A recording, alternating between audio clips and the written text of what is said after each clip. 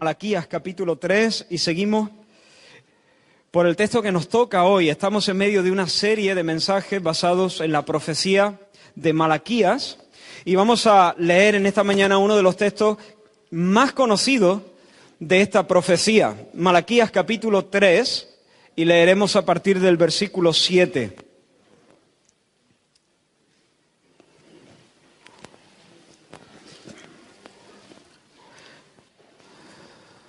Malaquías 3, desde el 7 hasta el 12.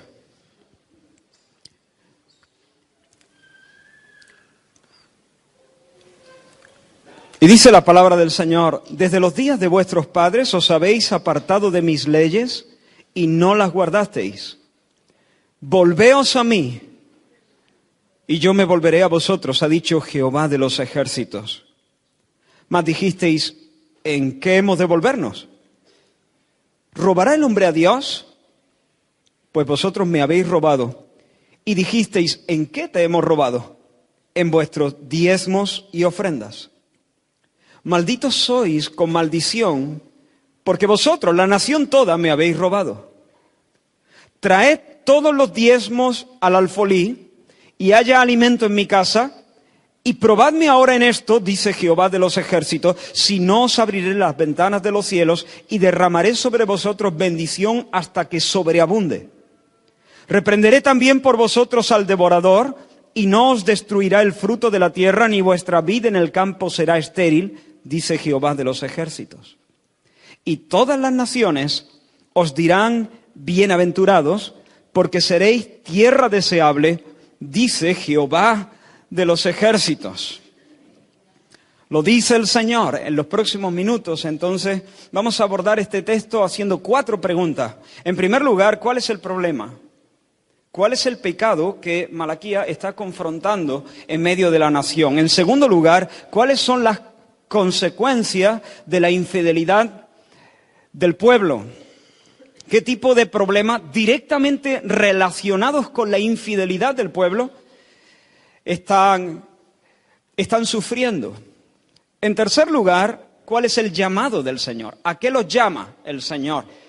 Y en cuarto lugar, ¿qué pueden esperar como consecuencia de una nueva obediencia al Señor? Así que pecado, consecuencia, llamado y promesa. Pecado, consecuencia, llamado y promesa. Ese será nuestro esquema. Pero llegando al final vamos a preguntarnos la pregunta clave: ¿qué tiene que ver todo esto con nosotros?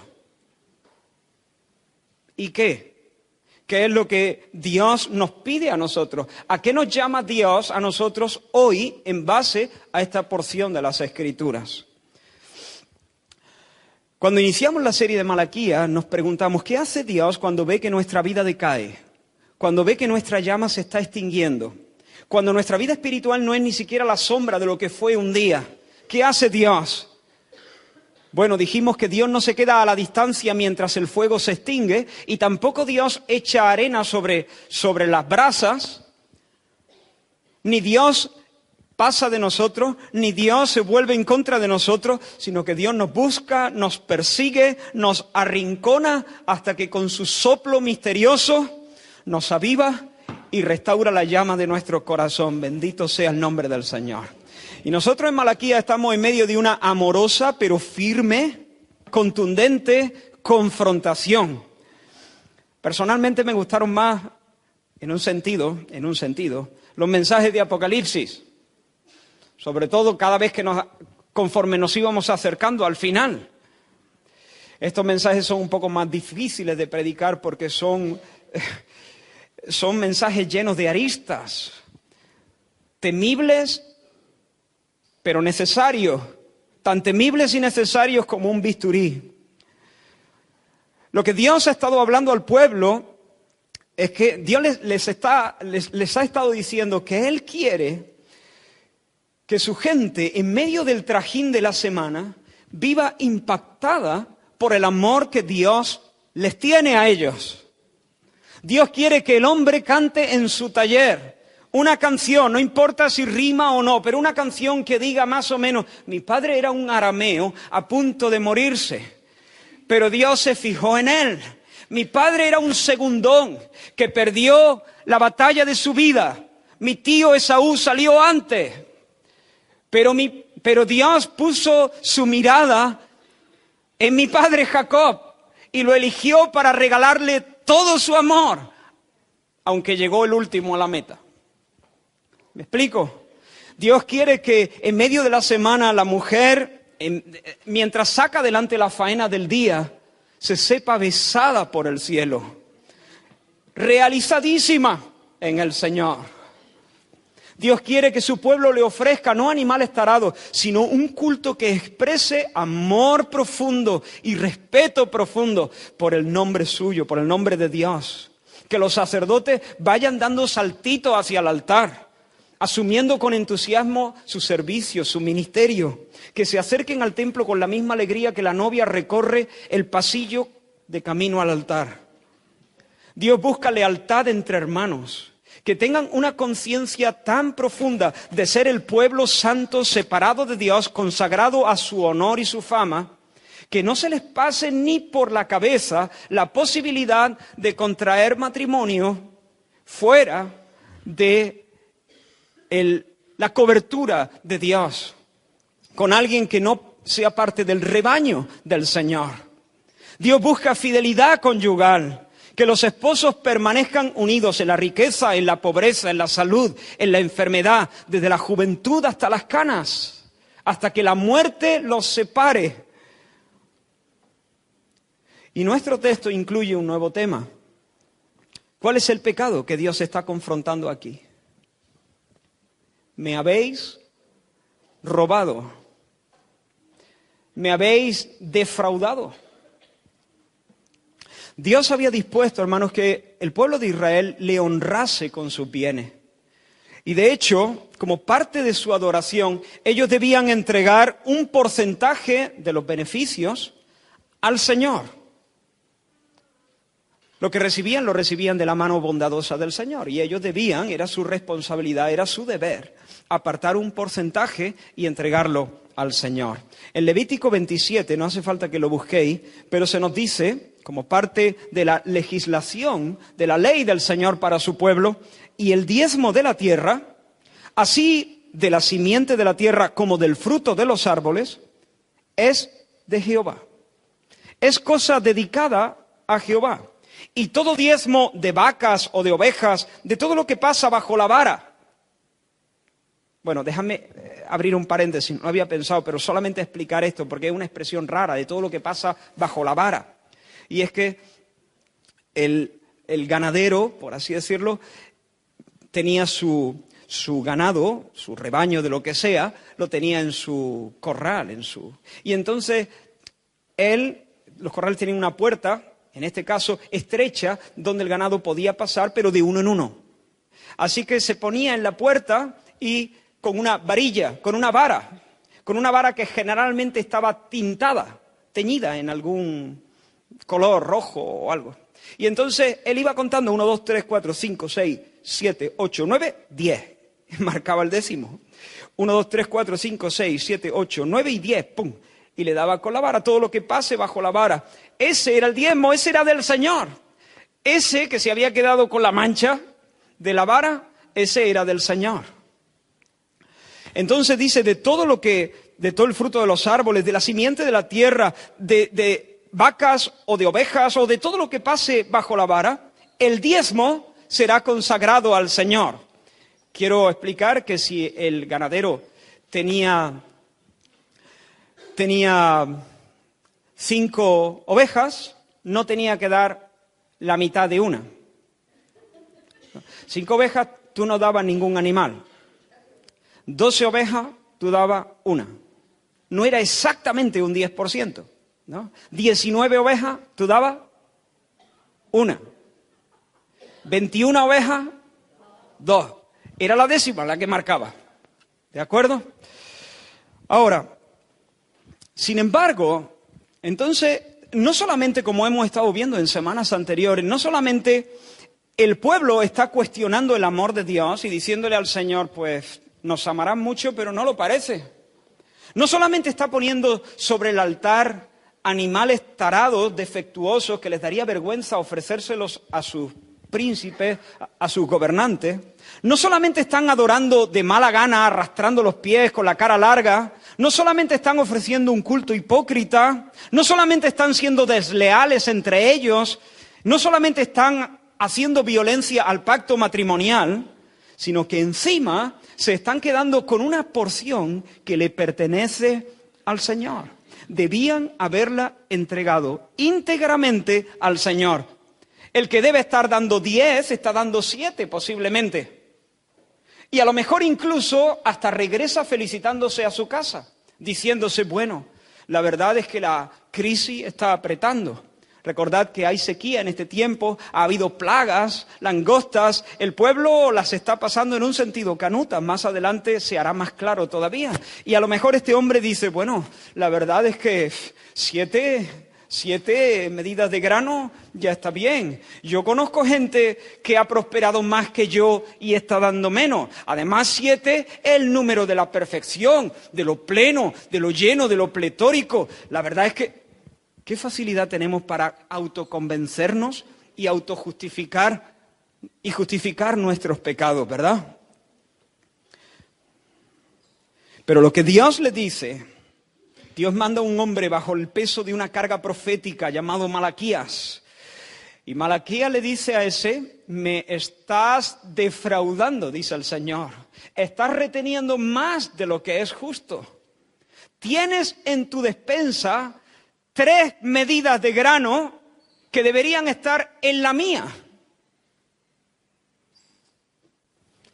Has guardado para tus hijos lo que deberías haber entregado a tu Dios. ¿Me estás robando?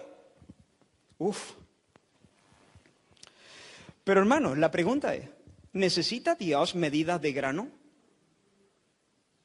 ¿Necesita Dios ovejas? ¿Trigo? ¿Cebada? ¿Aceite? ¿Mosto? ¿Necesita Dios estas cosas? El apóstol Pablo, cuando habló en Atenas, ya en el Nuevo Testamento, él dice, el Dios que hizo el mundo y todas las cosas que hay en él, siendo Señor del cielo y de la tierra, no habita en templos hechos por manos humanas, ni es honrado por manos de hombres, como si necesitase de algo. Pues Él es quien da a todos vida y aliento y todas las cosas. Dios no necesita ovejas, Dios no necesita euros, Dios no necesita medidas de trigo, Dios no necesita grano, Dios no necesita estas cosas. Siguiente pregunta, ¿y por qué las demanda? Porque pide Dios que se le entregue una parte proporcional del producto de la tierra y del producto del ganado. Tal vez alguno esté pensando, bueno, era para sostener a los levitas. Era para sostener a aquellos a quienes Dios había apartado para servirle a tiempo completo. Sí, es verdad que Dios compartía el diezmo que él recibía, lo compartía con sus siervos los levitas. Es verdad que los levitas también tenían que diezmar y ese diezmo iba directamente a los sacerdotes.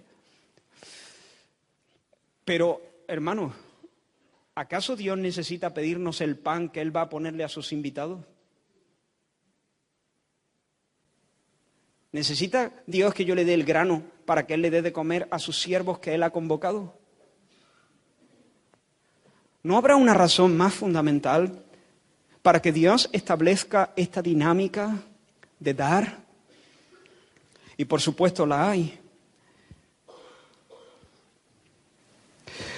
Cuando Dios estipula el pago de diezmos y ofrendas, Él en realidad está estableciendo una dinámica donde nos concede la oportunidad de honrarle a Él, de darle honra. El principio general es este, Proverbios capítulo 3, honra al Señor con tus bienes.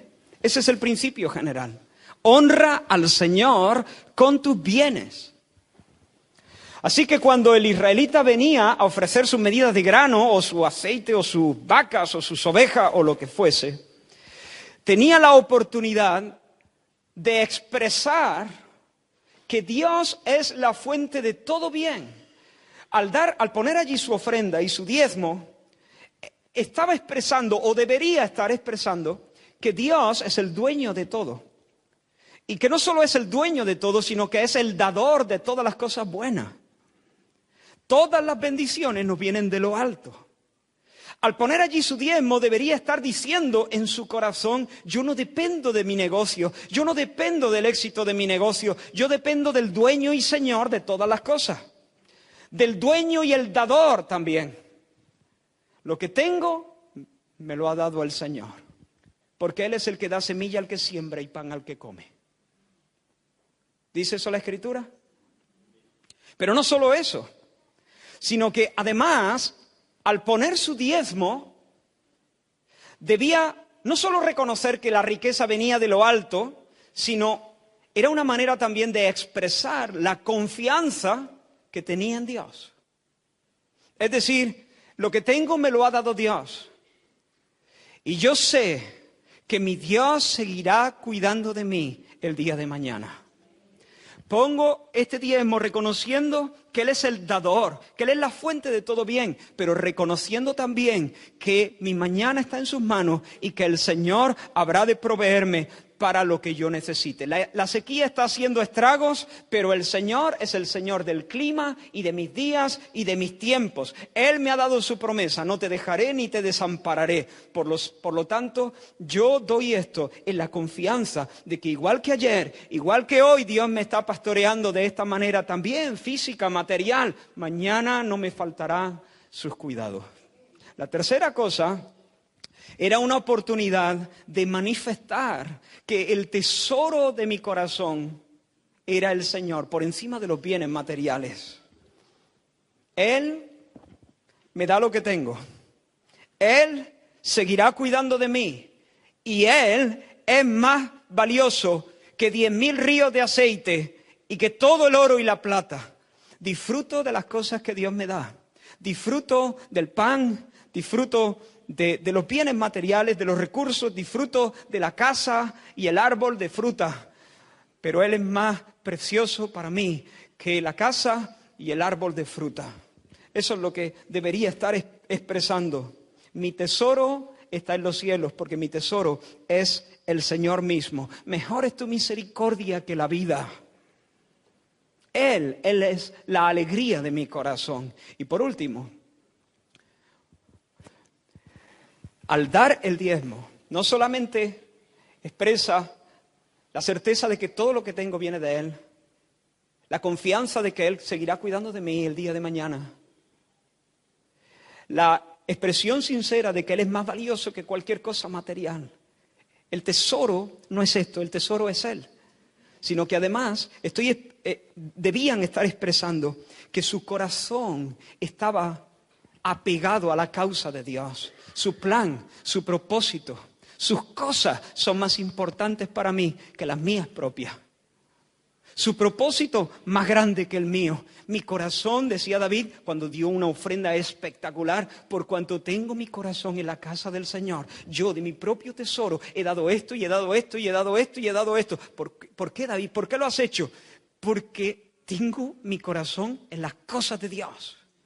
Me importan sus cosas. Para mí, su negocio es más importante que mi negocio. El avance de sus propósitos, más importante que el avance de mis propios planes y mis propios propósitos. Así que lo que tengo me lo ha dado el Señor. Y aunque disfruto de las cosas, en realidad lo que me encandila es el Señor mismo, el dador de los regalos. Y todo mi interés, por cuanto tengo todo mi interés en la casa del Señor, todas mis posesiones están a su disposición. Hermanos, Dios nos da riqueza para que al usar la riqueza quede claro que las riquezas no son las que hacen las delicias de nuestro corazón. Dios pone en tus manos recursos para que al usarlos se manifieste con claridad que tu corazón no está enganchado a los recursos que Dios te ha dado, sino que Dios es el que hace las delicias de tu corazón. Dios nos da riqueza para que quede claro mientras las usamos en la vida, que ellas no son ni el gozo de nuestro corazón, ni nuestra esperanza está puesta en ellas, ni son el fundamento de nuestra identidad, ni son el fundamento de nuestra seguridad. Solo Dios es Dios para mí. Tú tienes euros en tu cuenta para que al usar los euros de tu cuenta quede claro a los ángeles y a las personas que solo Dios es Dios para ti. Que le quiero a Él más que a nada, que confío en Él más que en nada. ¿Cuál es el verdadero problema entonces que está ocurriendo aquí? ¿Me seguí hasta aquí? ¿Dónde radica la tragedia? El problema no es que en lugar de 3 corderos trae 2. El problema es lo que eso significa. No es una cuestión de números, es una cuestión del alma, es una cuestión del corazón. ¿Sabes lo que eso significa? Significa desafecto y significa incredulidad. Los diezmos no entregados ponen de manifiesto que puestos en la balanza las riquezas y Dios, las riquezas pesan más en el corazón de ese hombre.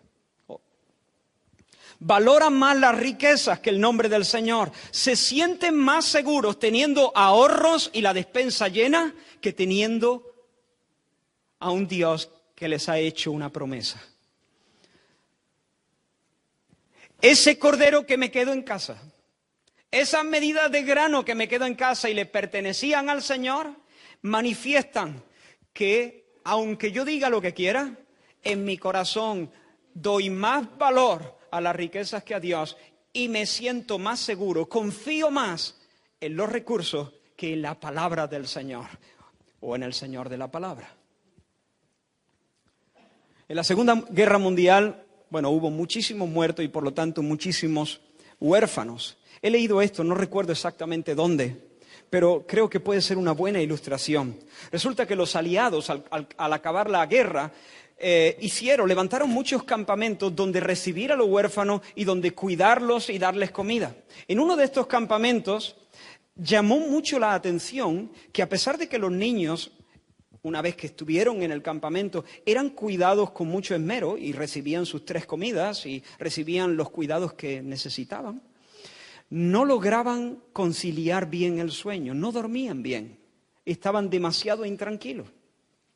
Entonces pensaron qué podría ser y finalmente descubrieron algo y tomaron medidas. Lo que hacían es que justo antes de dormir, cuando ya los niños se iban a la cama, se acercaban y les repartían un pan a cada uno. Los niños ya habían cenado, no tenían hambre, no se iban a comer ese pan. Pero lo tomaban y dormían con su pan. Y descubrieron que en pocos días los niños estaban durmiendo a pierna suelta. ¿Qué es lo que estaba pasando? Habiendo sufrido tantas privaciones, los niños habían aprendido por experiencia que haber comido hoy no te aseguraba el pan de mañana. Y por causa de esa ansiedad, no lograban conciliar bien el sueño. Pero teniendo un pan con ellos, se sentían seguros porque por lo menos desayuno había. Algo para mañana. Quiero hacerte una pregunta. ¿Qué es lo que te ayuda a ti a decir, en paz me acostaré y asimismo dormiré? Porque solo tú rellena la frase. No, lo que a ti. No lo que dice el Salmo. ¿A qué pan estás agarrado tú? Porque solo tú, mis 2.000 eurillos en la cuenta del banco, que tampoco son muchos, que yo no me quiero hacer rico, pero eso siempre me da respiro, alivio. Porque solo tú, rellena la frase. David dijo, en paz me acostaré y asimismo dormiré, porque solo tú, Señor, me haces vivir confiado. ¿Qué es lo que te hace dormir a pierna suelta? ¿Qué es lo que sosiega la ansiedad de tu corazón? Porque todos sentimos ansiedad en nuestro corazón. Todos sentimos temores. Todos tenemos un día o varios malos donde tiemblan nuestras piernas, donde sentimos que no hacemos pie, donde nos ponemos nerviosos, donde estamos que perdemos los nervios, los estribos. Todos tenemos momentos, sea que lo manifestemos o no, pero todos tenemos tormenta en nuestro corazón, inseguridades, temores. ¿Pero qué hace en el día que temes? ¿Qué hace en el día que temes? En el día que temo, yo en ti confío. En el día que temo, no pongo mis ojos en lo que me causa temor, no miro las montañas ni los gigantes, me concentro en ti y echo mi ansiedad sobre ti, porque tú tienes cuidado de nosotros. Estamos combinando algunos textos de la Escritura. ¿Cuál es tu pan? ¿A qué pan te agarras tú para sentirte seguro, para sentirte que puedes dormir tranquilo, para sentirte que haces pie, que por lo menos toca el fondo, que tienes cierto control sobre la situación? ¿Cuál es el pan al que te abrazas para pasar la noche tranquilamente? Aquello que complete la frase, es tu Dios. O por lo menos uno de tus dioses. Y el verdadero problema del pueblo de Israel en esta etapa es que el amor y la honra que deberían estar dándole a Dios se lo están entregando a otro Señor. La confianza que deberían depositar únicamente en el nombre del Señor la han puesto sobre la riqueza, sobre los bienes, sobre el dinero. Y es imposible servir a dos señores. Es imposible amar a dos dueños. No se puede estar al servicio de dos amos porque ambos demandan lealtad. Y finalmente, para agradar a uno, tendrás que darle la espalda al otro. Y ellos ya habían decidido a quién iban a ser leales. Ellos le habían dado la espalda a... Por eso Dios dice, volveos a mí. Volveos a mí. ¿Por qué? Porque se han apartado del Señor. Porque es imposible servir a dos señores. Porque ellos han amado más la riqueza que a Dios mismo. Ellos están encontrando en dejarse ese cordero o esa medida de grano, en quedarse con parte de la porción que era de Dios. Ellos están encontrando ahí cierto alivio, cierta seguridad. Así que el asunto de fondo no es dar diezmos, es volverse al Señor. Ese es el asunto de fondo. ¿Y cuál es la consecuencia, hermanos? Es posible que algunos de ellos estuviesen diciendo, esto no lo dice la Escritura, pero imagino que a lo mejor alguno está pensando de esta manera, bueno, el Señor sabe que yo, cuando el año que viene tenga una mejor cosecha, es que este año ha venido la cosa muy mala. Entre las langostas, la sequía, las vides que tengo han abortado todas. Esa fruta ni para echárselo a los perros. Y tengo lo justo para intentar sobrevivir. Pero cuando el año que viene venga una mejor sequía, cuando las cosas me vayan un poquito mejor, cuando la crisis remita un poco, el Señor sabe que yo le voy a dar los diezmos de todo lo que tengo. Pero hermanos, esta persona estaría poniendo la carreta antes que el burro. Porque la vid le ha abortado, porque Dios ha quitado su favor. La cosecha es mala, las lluvias no vienen, la langosta ha arrasado el país, porque el Señor los tiene bajo su azote. No, entonces cuando venga una mejor cosecha, yo le daré al Señor otro año más. Es el Señor mismo el que te tiene bajo el azote. Malditos sois con maldición. Malditos sois con la maldición. Dicen algunos eruditos. Malditos sois con la maldición. ¿Qué maldición? Deuteronomio 28.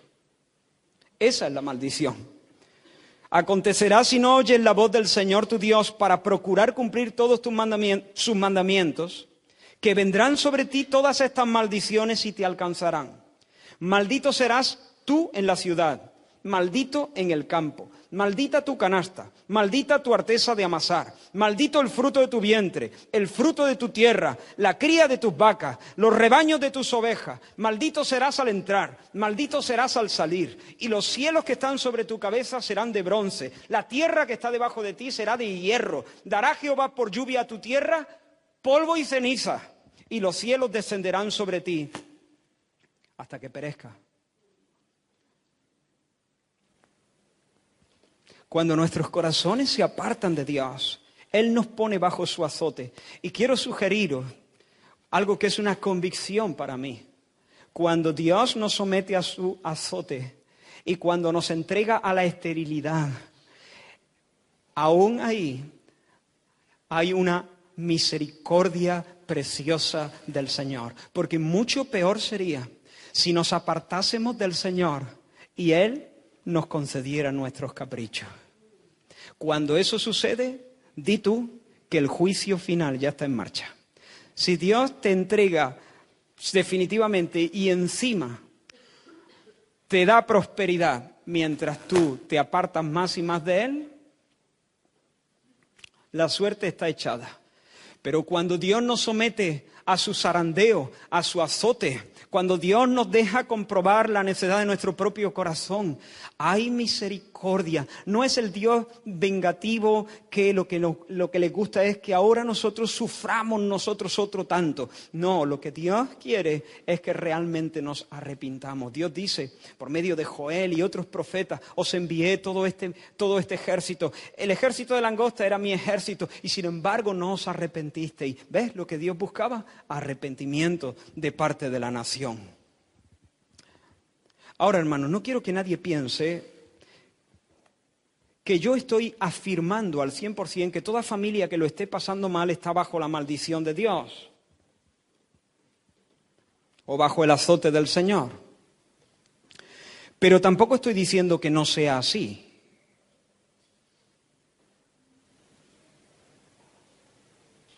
¿De acuerdo?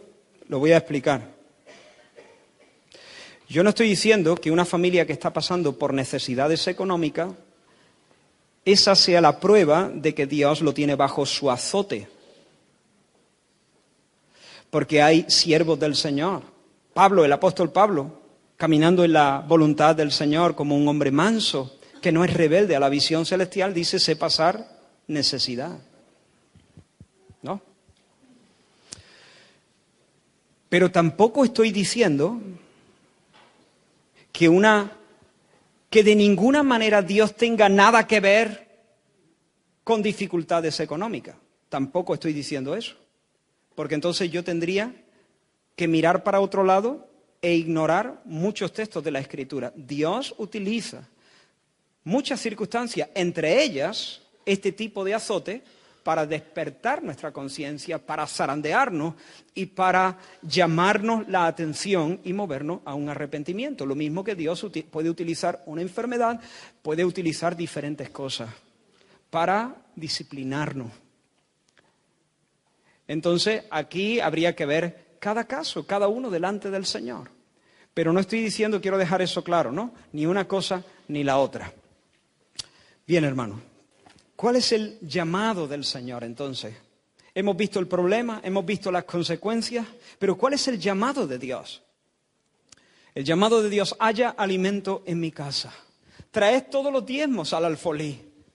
En otras palabras, dame a mí primero, que se llene mi casa antes de la tuya. Pon tus diezmos, el alfolí es la casa del tesoro, el almacén del templo. Unas cámaras preparadas para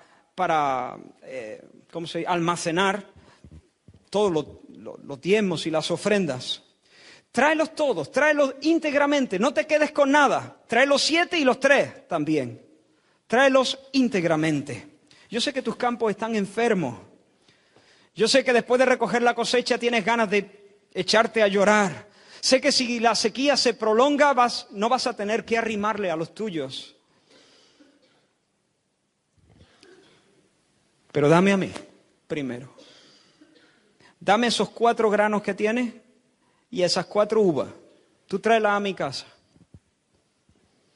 Y alguno quizá puede pensar, bueno, esta petición del Señor parece un poco injusta, incluso grosera, hasta carente de bondad, de misericordia, pero en realidad es todo lo contrario. Este es un llamado de Dios a la bienaventuranza, a la dicha. ¿Recuerdas a Elías cuando Dios lo envió a Sarepta? Y Dios había planeado que Elías, su profeta, en un tiempo de mucha dificultad económica, fuese sostenido por una mujer viuda, pobre.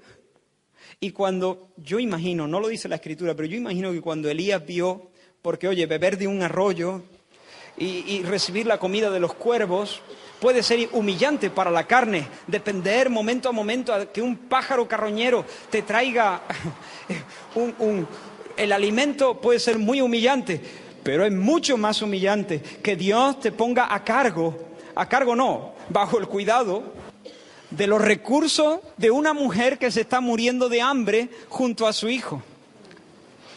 Y entonces Elías llega y le dice a la mujer que le traiga un poco de agua, y la mujer entonces va por el agua, pero Elías la detiene y le dice, y hazme también un pan para mí. Y entonces la mujer le dijo, ay, un pan, lo único que me queda es un poco de harina. Estaba pensando amasarla, cocinarla para mi hijo y para mí, comer nuestra última comida y dejarnos morir. Hazme a mí primero. Hazme a mí primero. Y tú dices, ¿qué cara más dura tiene el profeta? Hay que tener jeta. Primero, lo que tenías que pedir es perdón. Es una viuda en una condición así. Te está contando su miseria.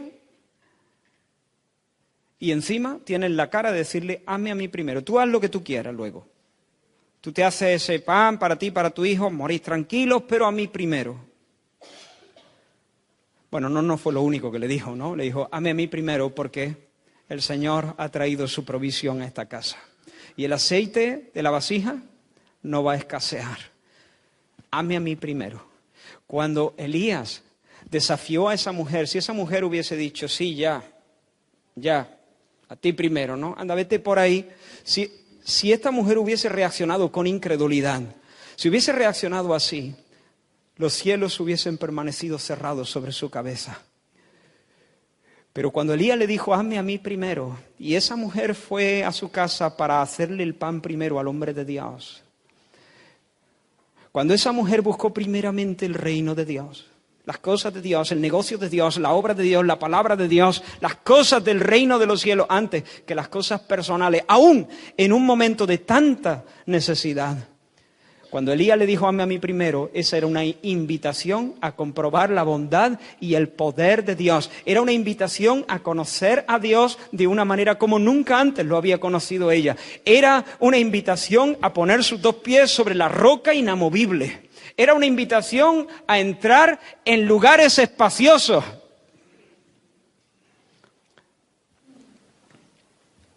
Que haya alimento en mi casa, dice Dios, en medio de un tiempo de sequía.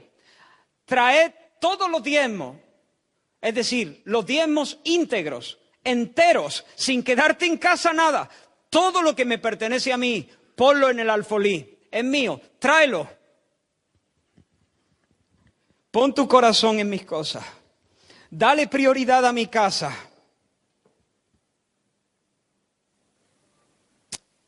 Ahora esto debía ser la señal inequívoca. He dicho antes que no se trata de diezmos, que no se trata de números, que no se trata de grano y de oveja. ¿De qué se trata? Del corazón. Debe ser una ofrenda cordial. Una ofrenda del corazón. No es una ofrenda solamente de grano y mosto. Yo no quiero tu grano y tu mosto, te quiero a ti. Yo no quiero dinero, quiero tu corazón. Yo no busco llenar el alfolí, yo busco adoradores que me adoren en espíritu y en verdad. Trae tu diezmo, pero tráelo como una señal inequívoca de que tu corazón se ha vuelto a mí, de que te has convertido a mí de todo corazón. Vuélvete a mí, pon en mí tu confianza. Quédate dormido, aferrado a mi nombre. Alégrate en mi amor y en mi salvación. Canta con el profeta Habacuc, aunque la higuera no florezca, ni en las vides haya fruto, aunque falte el producto del olivo, aunque los labrados no den mantenimiento, las ovejas sean quitadas de la majada y no haya vacas en los corrales. Con todo, yo me alegraré en las vacas. No. Yo me alegraré en las ovejas. No. Yo me alegraré en los frutos de la vid. No, con todo yo me alegraré en el Dios de mi salvación. El Señor es mi fortaleza. Él hace mis pies como de ciervas y en mis alturas me hace andar. Vuélvete a mí. Pon tu corazón en mis cosas. Dale prioridad a mi casa y yo me encargo de la tuya. Haz la prueba, dice Dios. Pruébame. Pruébame en esto. Comprueba por ti mismo que a mí nadie me gana en dar. Quiero que experimentes que en mí no hay ni una sola brizna de egoísmo. Si tú te vuelves a mí y le das la espalda a ese miserable Dios con minúscula que se llama dinero, si resuelves honrarme con tus bienes y no poner tu confianza en las riquezas que son inciertas, yo me volveré a ti y te daré descanso y te daré seguridad y te daré alegría. La promesa, abriré las ventanas de los cielos. ¿Qué es eso? Lluvia. Lluvia. La lluvia temprana, la lluvia tardía. Te voy a vestir los campos de verde. Lluvia. Reprenderé al devorador. ¿Qué es eso? Voy a espantar a las langostas. No voy a dejar que ninguna plaga destruya tus cosechas. Acabaré con la esterilidad de tus viñedos. Te voy a dar uvas que parezcan melones. Voy a derramar... Estoy interpretando bien, no dice lo de los melones en el texto, pero lo que Dios dice cuando expresa la siguiente frase, te voy a bendecir a raudales. Otras versiones dicen hasta que no sepas dónde meterlo, hasta que no te quepa más. Voy a abrir las compuertas del cielo. Como cuando estás echando el aceite en la aceitera con la garrafa de 5 litros y se te escapa el tapón. Se abrieron las compuertas, ¿no? Voy a abrir las compuertas de los cielos y te voy a dar hasta que ya no tengan almacenes, donde no tengas despensa donde meterlo. Hasta que tengas de todo, dice otra versión. Si hay alimento en mi casa, habrá alimento en la tuya. Si tu corazón está en mis cosas, yo pondré mi corazón en tus cosas. Si tú velas por mí, yo velo por ti. Si tú buscas mi honra, yo buscaré también tu honra. Y ¿sabes? Todas las naciones de alrededor te van a llamar tierra deseable, te van a llamar bienaventurado, te van a llamar el paraíso de Dios. Y como dice Isaías, nunca más te llamarán desamparada, ni tu tierra se dirá más desolada, sino que será llamada Eziba, que significa mi deleite está en ella, tierra deseable. Y tu tierra Beula, que significa tú estás casada. Tú estás casada. Porque el amor de Jehová estará en ti y tu tierra será desposada. Ahora, hermano, la gran pregunta. ¿Hemos visto el problema? Fraude. Pero no solo fraude. No es cuestión de número. Desafecto. Los afectos se han puesto en otro lado. El desamor. No se está amando a Dios como se debe estar amando, e incredulidad. No creo que Dios esté cuidando de mí. Tengo que reservarme este pellizco porque si yo no cuido de mí, ¿quién va a cuidar? Desamor, desafecto e incredulidad. Ese es el problema. Se han apartado del Señor. Han echado su ansiedad sobre un Dios que falla, que es un Dios pequeño. ¿Cuáles son las consecuencias? Maldición, sequía, esterilidad, pobreza. ¿Cuál es el llamado de Dios? Vuélvete a mí, arrepiéntete, pon otra vez tu corazón, que yo sea tu pan al que te abraza. Mi presencia y mi promesa son suficientes. Con eso se puede dormir. Sin eso, no importa lo que tenga, ¿Recuerda el rico? Alma mía, reposa, come, bebe, regocíjate, porque muchos bienes tienes guardados para ti. Alma mía, reposa, come, duerme, alégrate, duerme tranquilo. ¿Me siento seguro? No. Porque muchos bienes tienes guardados para muchos días. Necio, necio, necio, esta noche vienen a pedirte tu alma. Pero tú puedes cantar "Me siento seguro". ¿Por qué?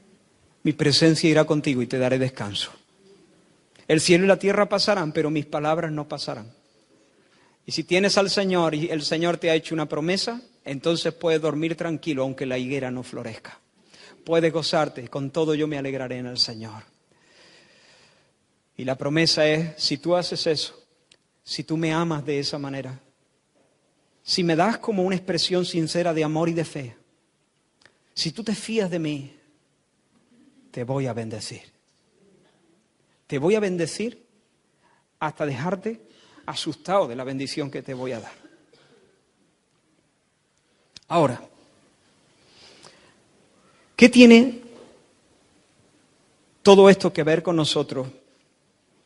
Un texto escrito 400 años antes de Cristo al pueblo de Israel bajo la economía del Antiguo Testamento. Tiene mucho que ver con nosotros y, sin embargo, tenemos que ser muy cuidadosos al interpretar correctamente esta porción de las Escrituras. Y si bien es uno de los textos más conocidos de Malaquías, también es uno de los textos más mal interpretados de Malaquías. La siguiente pregunta es, ¿demanda el Señor el 10% de nuestros ingresos? El mandamiento de traer los diezmos al almacén, al alfolí, ¿es normativo para nosotros hoy? ¿Debe un cristiano dar los diezmos de sus ingresos al Señor? Pienso que no.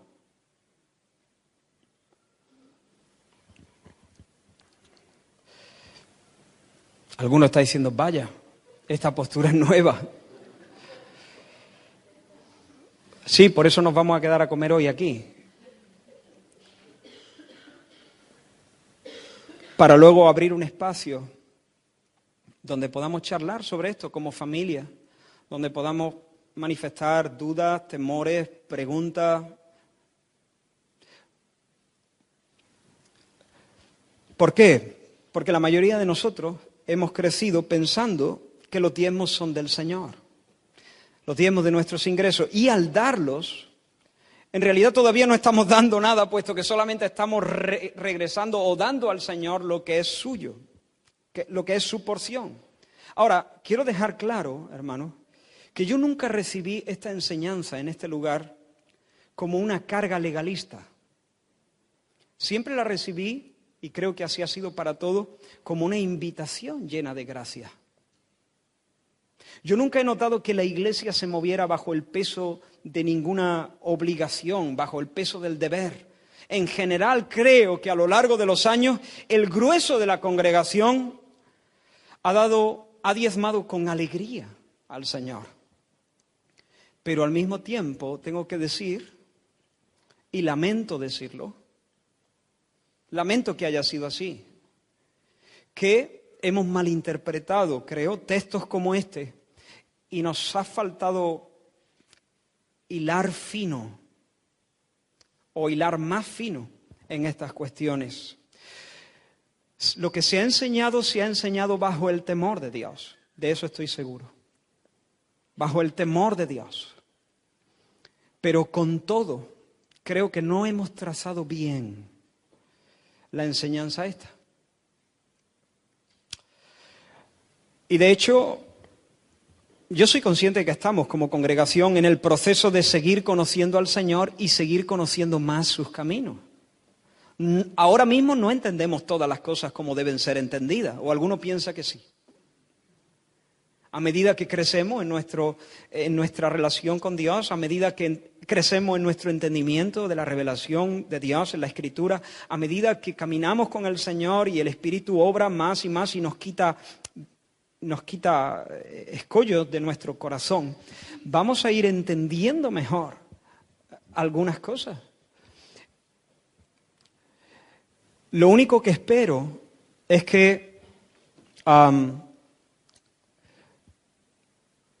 la reacción de algunos de vosotros no sea desconfiar de las personas que Dios ha puesto al frente de la congregación.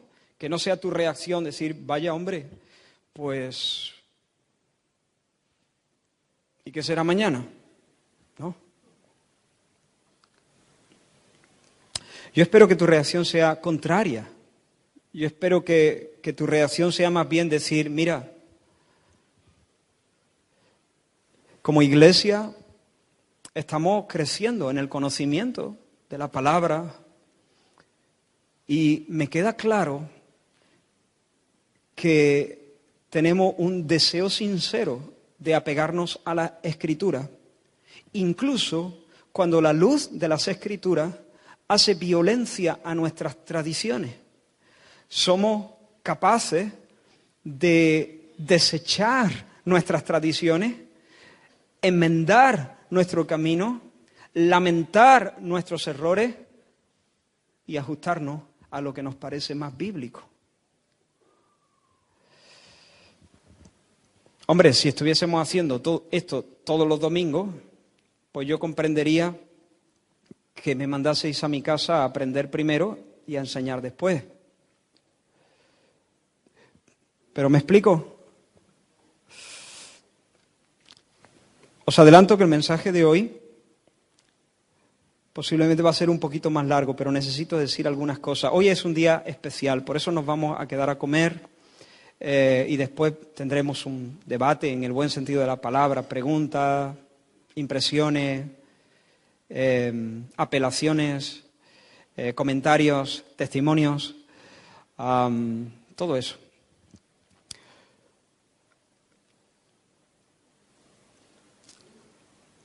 Es verdad que en los últimos años este asunto no lo hemos tenido tan claro y en los últimos años concretamente este asunto yo lo he tenido claro personalmente, pero desde este ángulo que estoy presentando hoy aquí. De hecho, muchos de los que habéis estado en las clases de membresía ya sabíais mi opinión al respecto en este punto. Pero no habíamos hecho algo abierto a la congregación porque estábamos buscando la oportunidad de escoger el tiempo oportuno para hacer algo así, como lo que estamos haciendo hoy. Ahora, hermanos,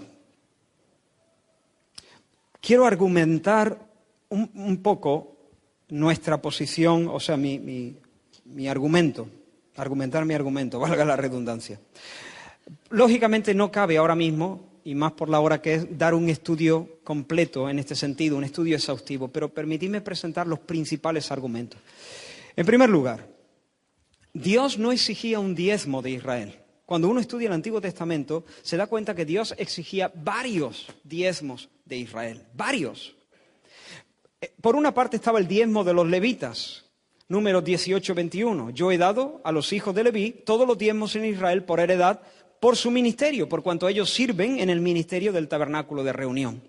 Así que cada año los israelitas tenían que apartar el diezmo de los productos de la tierra prometida y del ganado que se criaba en la tierra prometida y consagrarlo para el ministerio, para el sostenimiento de los levitas, que no tenían porción de tierra.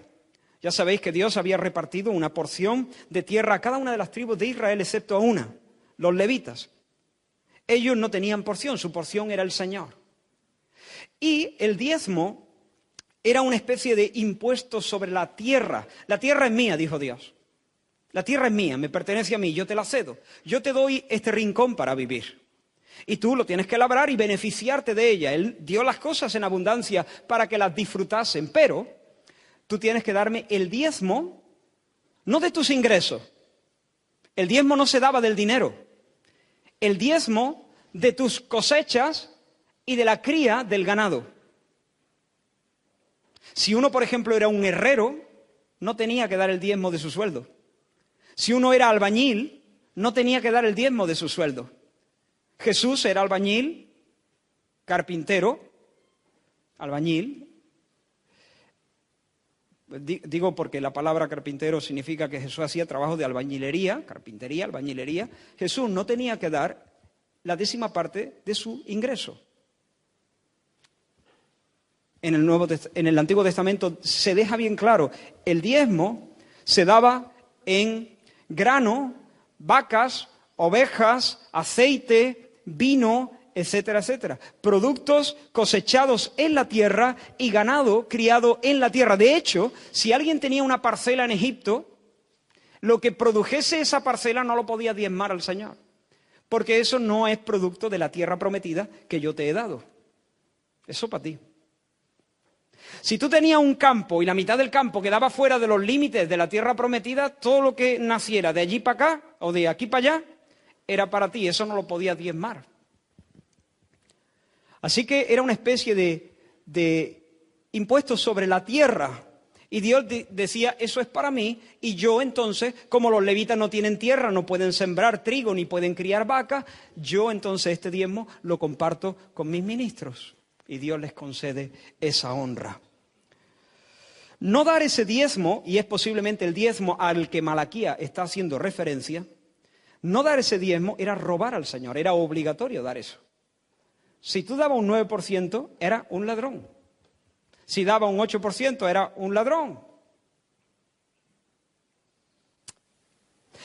Luego había un segundo diezmo, y era el diezmo para las fiestas, para los festivales religiosos, la Pascua, Tabernáculos, Pentecostés, esas 3 grandes fiestas.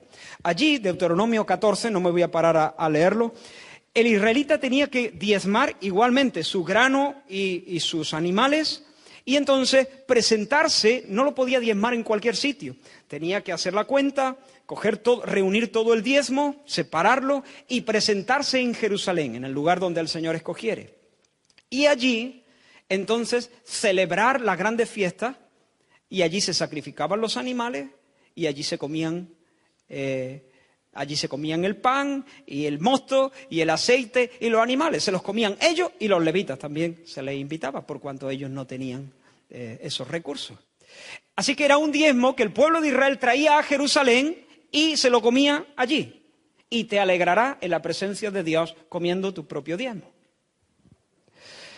Si el camino es muy largo, dice Dios, entonces lo que hace, claro, para no ir con un montón de ganado, con un montón de sacos de grano, si el camino es muy largo, lo que tienes que hacer es lo siguiente: vendes todo, y cuando llegas a Jerusalén, lo vuelves a comprar. Y entonces celebras la fiesta en mi presencia. Y luego había un tercer diezmo, y este era el diezmo de los pobres, y este era un diezmo que se aplicaba una vez cada 3 años. Al tercer año, los israelitas estaban obligados a separar el diezmo de todo el producto de ese año. Así que, y ese diezmo se consagraba para los levitas también, pero para el huérfano, para la viuda y para los pobres. Ese era el diezmo de los pobres. Así que bajo la ley, el israelita tenía que más o menos pagar un promedio de 23, 24, 25%, entre 23 y 25, algunos piensan que el porcentaje es aún mayor, anualmente. 20%, el de las festividades, 10% festividades, 10% levitas, 3 con 3 con 3, 3 con 33, el de los pobres. Total, 23%. Pero es que además había algunas ofrendas adicionales que también eran obligatorias. Había un impuesto para el templo, se participaba también en la compra de la leña, había también, uno no podía cosechar completamente su campo, tenía que dejar algunas espigas por ahí para que los pobres también hicieran el rebusco y se beneficiasen. Había ciertas obligaciones de dar ofrendas adicionales a estos 3 diezmos de los que estamos hablando. Estamos hablando de un 25, 26, un 27%, nadie lo sabe con exactitud. Entre otras cosas, porque como he dicho, cuando se hacía el diezmo de los animales, se le llamaba diezmo, pero no era un 10%, no le cortabas tu muslo y sobremuslo al animal. Era el décimo el que marcaba, y si tenías 22, o si tenía 19 y daba 1, pues eso es mucho menos de un diezmo, ¿no?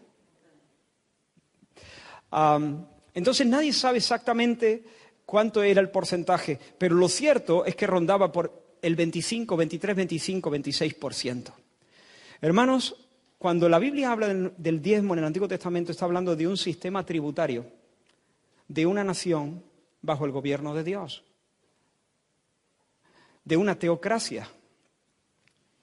Pero alguno puede decir, pero bueno, Israel, pero vale, tú nos estás hablando de los diezmos bajo la ley, pero si yo no recuerdo mal, la Biblia habla de diezmos antes de la ley. Abraham dio su diezmo a Melquisedec. Bueno, dos cosas en cuanto a esto. Abraham no dio su diezmo a Melquisedec. Abraham dio el diezmo del botín. Abraham fue a pelear contra Kedorlaomer y los reyes que se le habían aliado. Recuperó las cosas que este rey había tomado del rey de Sodoma. Recuperó a su sobrino Lot y a los hombres que estaban con él y se llevó un botín, como hacían todos los que vencían en una batalla. Despojó de alguna manera a Kedorlaomer y sus aliados. Y de ese botín, no de los ganados que Abraham tenía, que eran suyos, no de toda la hacienda que Abraham tenía, no, de ese botín Abraham dio el 10% a Melquisedec, que le salió el encuentro con pan y vino y le bendijo. Y el resto, el 90%, se lo dio al rey de Sodoma. El rey de Sodoma le dijo, quédate con el botín, y Abraham le dijo, no. Para que nadie diga que el rey de Sodoma enriqueció a Abraham. A mí mi bendición me viene de otro lado, gracias, pero te lo quedas todo. Así que 10% a Melquisedec, 90% al rey de Sodoma. Abraham no se llevó absolutamente nada del botín de guerra, porque Abraham dijo, mi bendición me viene de otro lado a mí. Pero estamos hablando de un diezmo una vez en la vida. Entonces, hermanos, en primer lugar eso, Abraham no dio su diezmo a Melquisedec, dio un diezmo una vez en su vida. Y en segundo lugar, esta era una costumbre de Egipto, de Asiria, de Fenicia, de un montón de las naciones paganas que estaban también alrededor. Muchas de ellas daban diezmos para honrar o a sus dioses o a sus gobernantes. Era una costumbre antigua.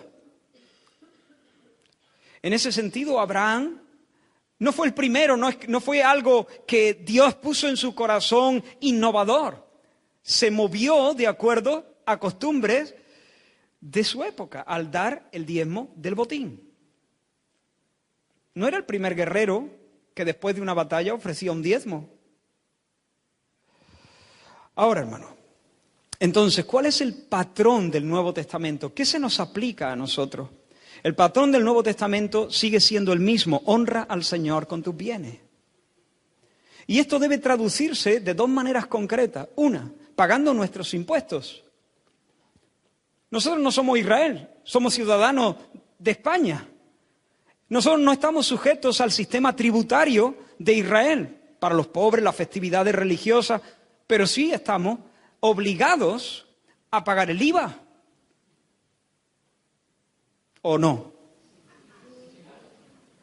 Claro, los cristianos pagan el IVA, ¿no?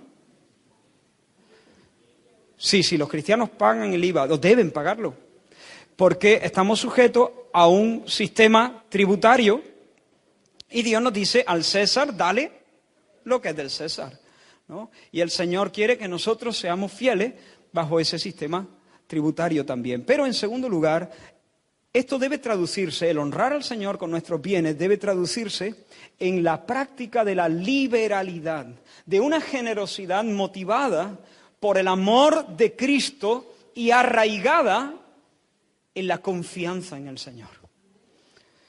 John MacArthur dice, uno de los indicadores más confiables de una conversión auténtica es la disposición del hombre o la mujer de dar generosamente.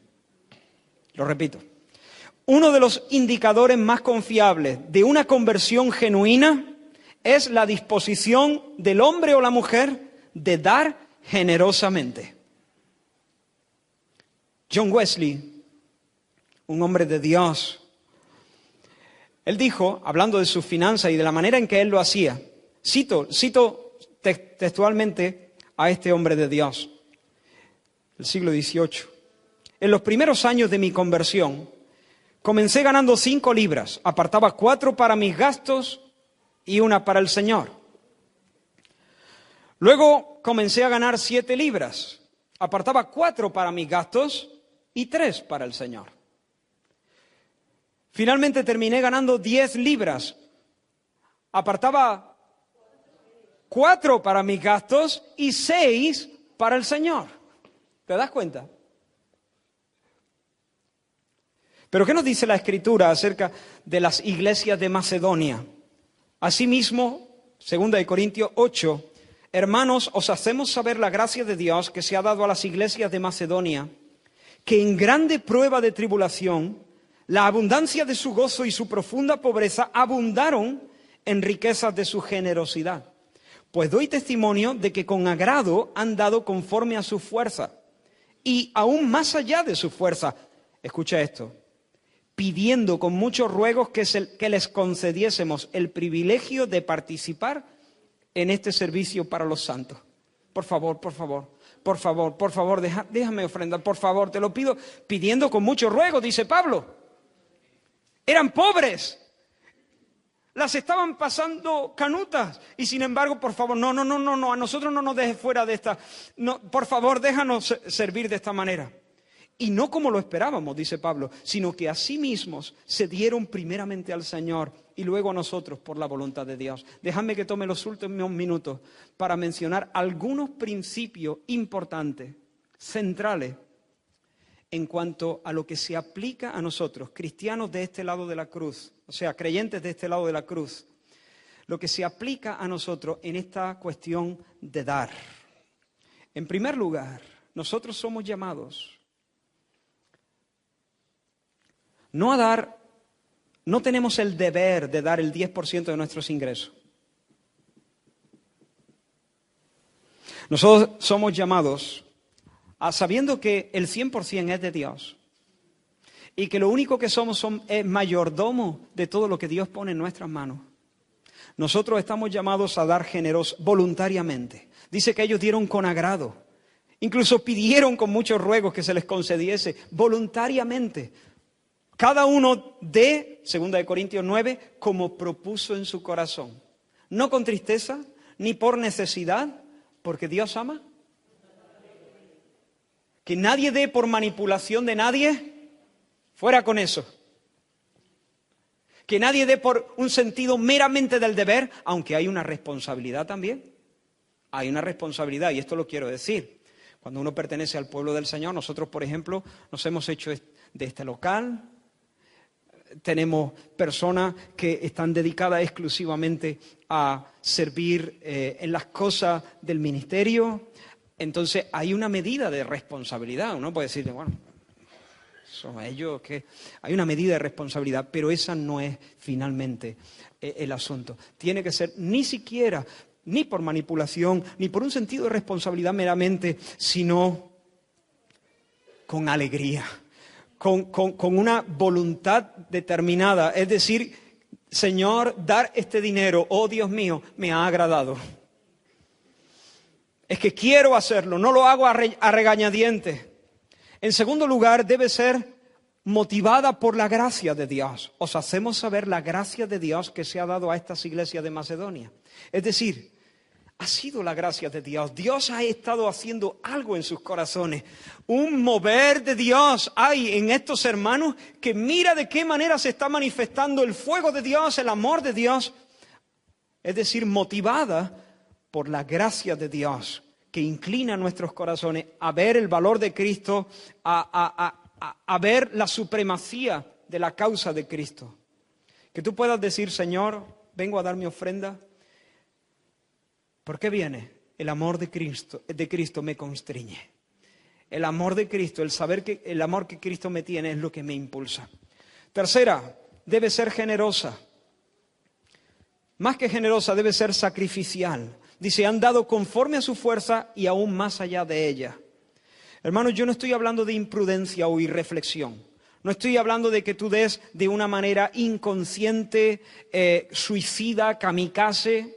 no estoy hablando de eso, pero sí de una manera sacrificial.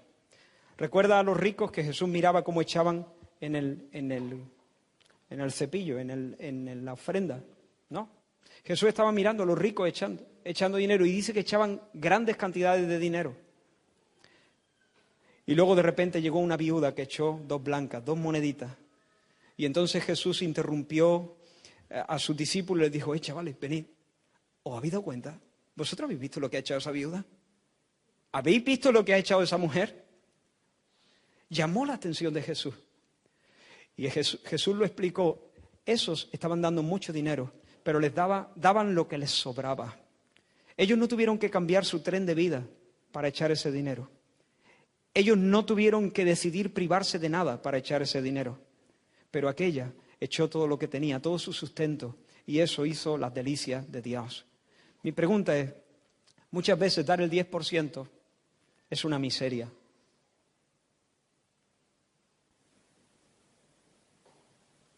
Si yo gano 50.000 euros al mes, ¿cuánto sería el diezmo? 5.000, ¿no? 5.000, todos los meses, 5.000. Oh, qué maravilla, ¿no?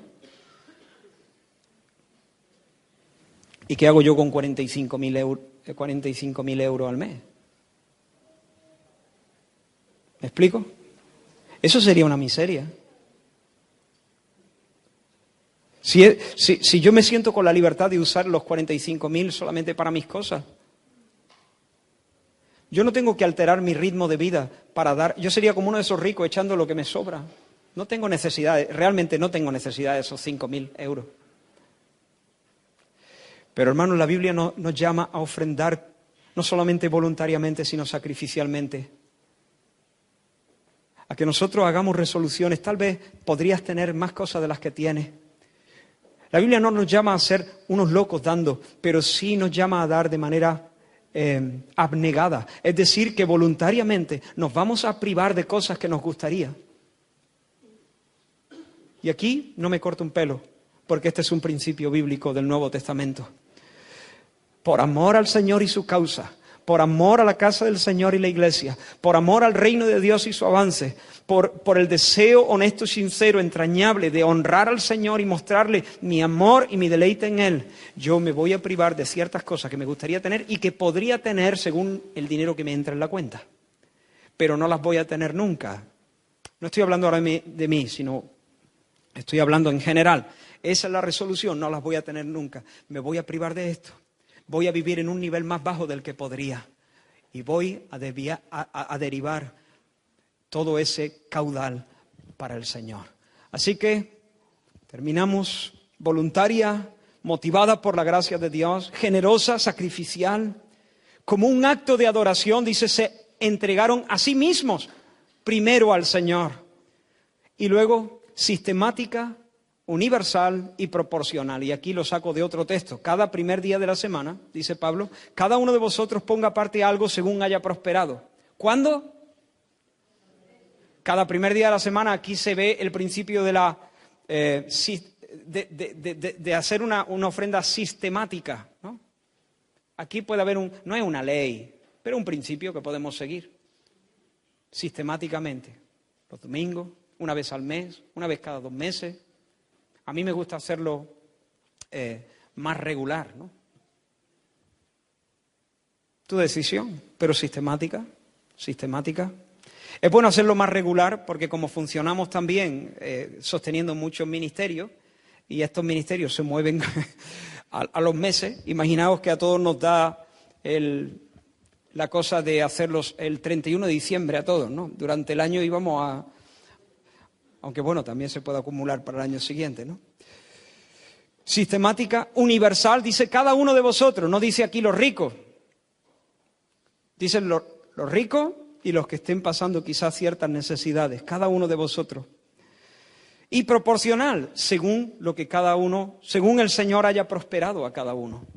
Es decir, Dios no te va a pedir lo que tú no tienes, pero si el Señor te bendice más, tú puedes ensanchar.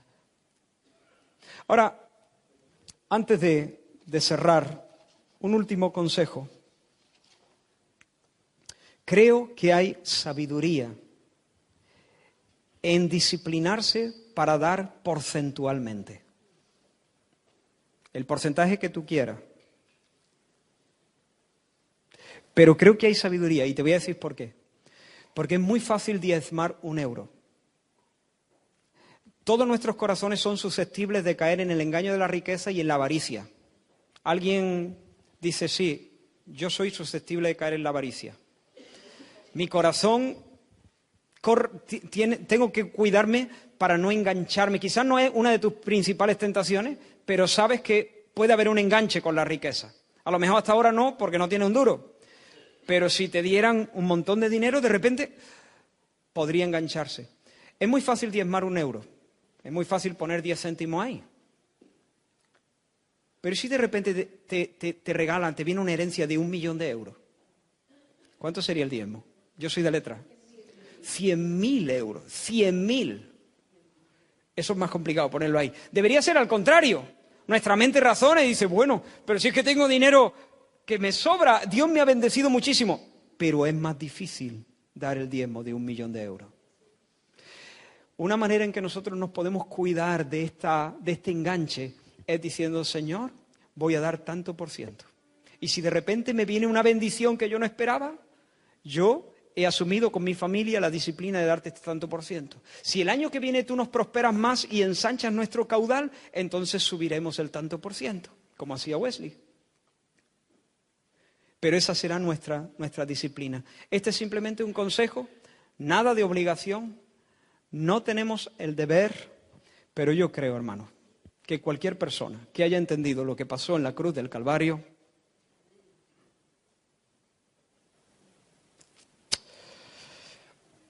su pregunta no será, ¿y cuánto tengo que dar? Su pregunta en realidad será, Señor, todo es tuyo, ¿con cuánto puedo quedarme? ¿Cuánto es lo justo para vivir de manera coherente con el Evangelio? ¿Está bien que me quede con todo esto? Déjame terminar con una oración que escribí ahí. Oh Señor, obra en nuestros corazones, revelándonos de tal manera el valor de Cristo y la gloria de tus propósitos, que nos haga más ilusión entregar nuestros recursos para el avance de tu reino que comprarnos más y más cosas para nosotros mismos. Opera en nuestras entrañas para que dar traiga el mismo tipo de alegría y de satisfacción que tú sientes momento tras momento cuando abres tu mano. Bendícenos de tal forma que dar sea la bendición que buscamos y no la manera de asegurarnos tus favores. Amén. Quiero que terminemos con un canto. Este canto de Tú eres la luz que brilló en las tinieblas. Vengo a adorarte. Me sentí muy bendecido cuando la cantamos unos minutos antes del mensaje. Y ahora ya sabéis por qué no recogimos nuestras ofrendas. Y ahora ya sabéis por qué desde hace mucho tiempo los que presiden, o la mayoría, no dicen vamos a entregar nuestros diezmos y ofrendas. A lo mejor no os habíais dado cuenta, pero ya desde hace tiempo decíamos vamos a entregar nuestras ofrendas, vamos a recoger nuestras ofrendas. A algunos se nos escapará seguramente, alguna que otra vez. Bueno, lo perdonamos, no pasa nada. Pero vamos a recoger nuestras ofrendas. Y ahora sabéis por qué lo hacemos después de la predicación, por si alguien quiere sacar algo del sobre. O meter, ¿no? o esperar. O orar. Para que podamos hacerlo de manera que agrademos al Señor. Vamos a cantar y mientras adoramos al Señor, te invito a honrar al Señor con tus bienes.